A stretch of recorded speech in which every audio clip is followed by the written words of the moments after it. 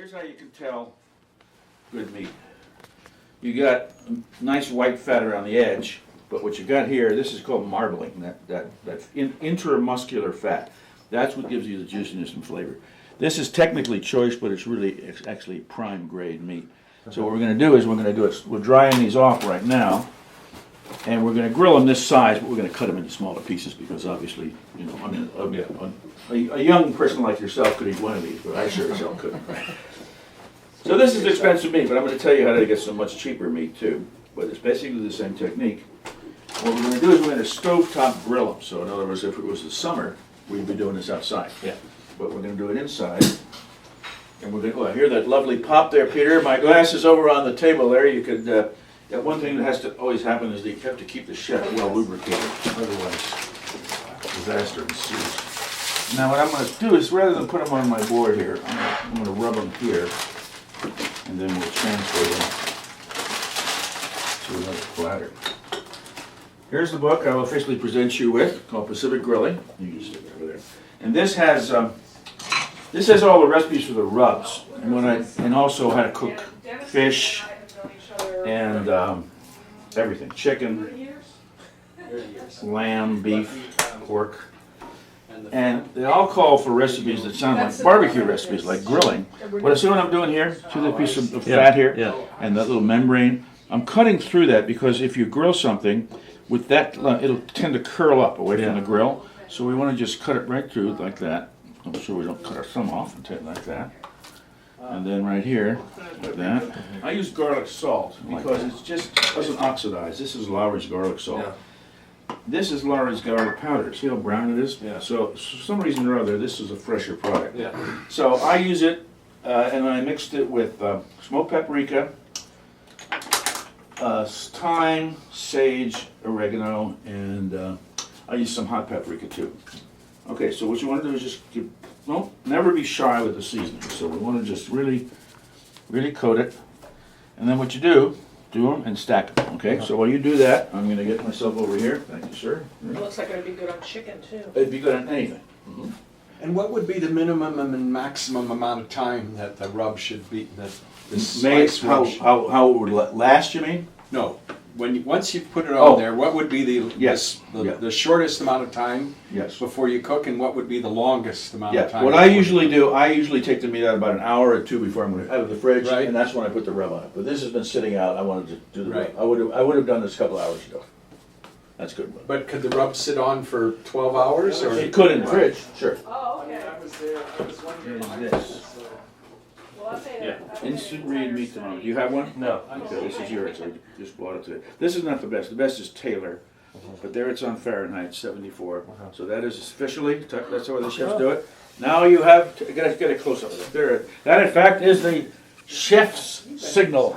This man can cook. This man can grill. Okay. Secret number 9 in life. But get the cam olive oil. I was cooking at my brother-in-law's in Southern California, and this really big, very nice guy, a Tunisian, French, Belgian doctor was watching me cook, and he was filming me cook because I was the cookbook author, and I was talking to him in French. Yeah. And I said, "Ça c'est l'huile d'olive en pression." En pression means olive oil under pressure. And he says, "Mon Dieu, qu'est-ce que c'est ça? What's that?" And I said, "You don't know about this?" in French. And he said, "Je suis un homme de la Méditerranée. I'm a man from the Mediterranean. Only Americans could have spray olive oil, right?" So anyway, so I held it up, and somehow that's probably all over France right now.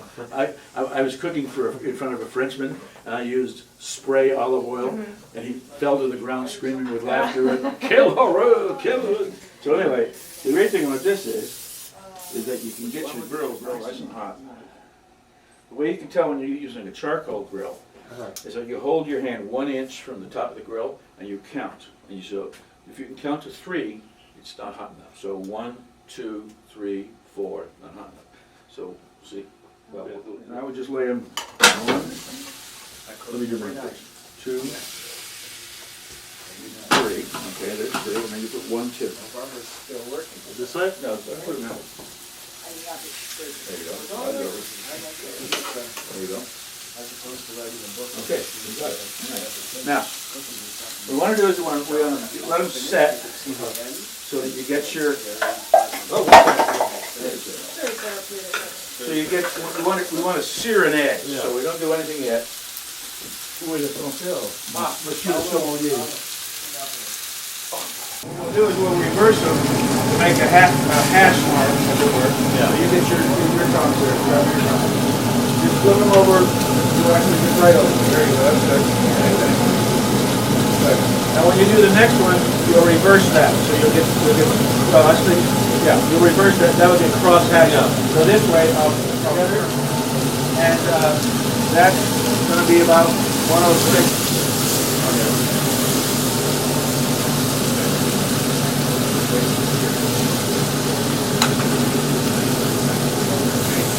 Okay, test it again. Test this one right here. We won't get any much later. These are done. Let's turn them off. But these will be in the medium rare stage, that is to say, somewhere around, And so pinkish to quite red. I'm trying to put these on the platter here. next to that, there's some buildings. So we can start cutting them up now. See, that's good. That's what we want. That's kind of a little more than rare, but they'll all end up the same. 3 students in the one room, and then a big living room and a real kitchen. Okay, that's good. And a lot of storage. By the time these sit 5 minutes, they'll all be at the medium rare stage. This is a great product. You know it? No. Trader Joe's brown rice, fully cooked, long grain. Okay. Ingredients: long grain brown rice, grapeseed oil. That's it. Zip. No water. No salt. No MSG. No nothing. No junk. Just it's terrific, and it's going to be easy. So, let's taste this. Very mild, I think. Not hot. Is that salsa? Yeah, it's a commercial salsa called Mild. Amy salsa, made with organic tomatoes. So, these have a little bit of salt in them, but not much. Yeah. But just crank her up. I get myself a scissors. See how I'm doing? I'm taking my fingers and I'm kind of crumbling it. But then I'll use the spoon to break it up finally. I think 3 is going to be plenty. Mostly margarine. And just let it come to a boil. Sherry. And this is going to be kind of a Spanish style rice. It's got Spanish paprika and things in there. Just a little of that in there. And we turn it up high. Boil. This looks a little more liquid, but it'll work because it'll function a little bit like a kind of a sauce for the steak. And so, this is going to be steak and Spanish rice. So, all right, ready to go.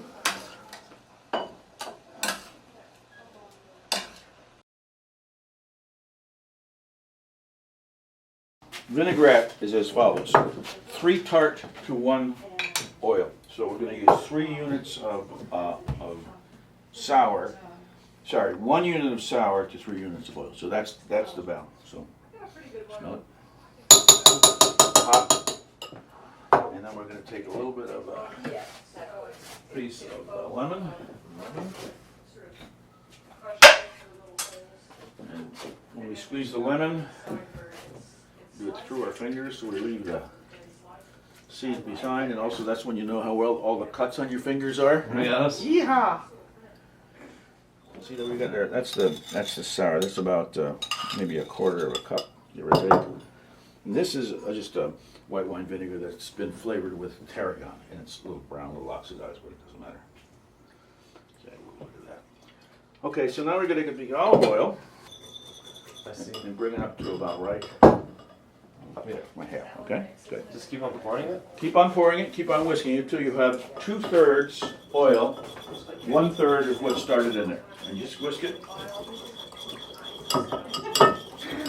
And I'll get us a couple of cloves of garlic.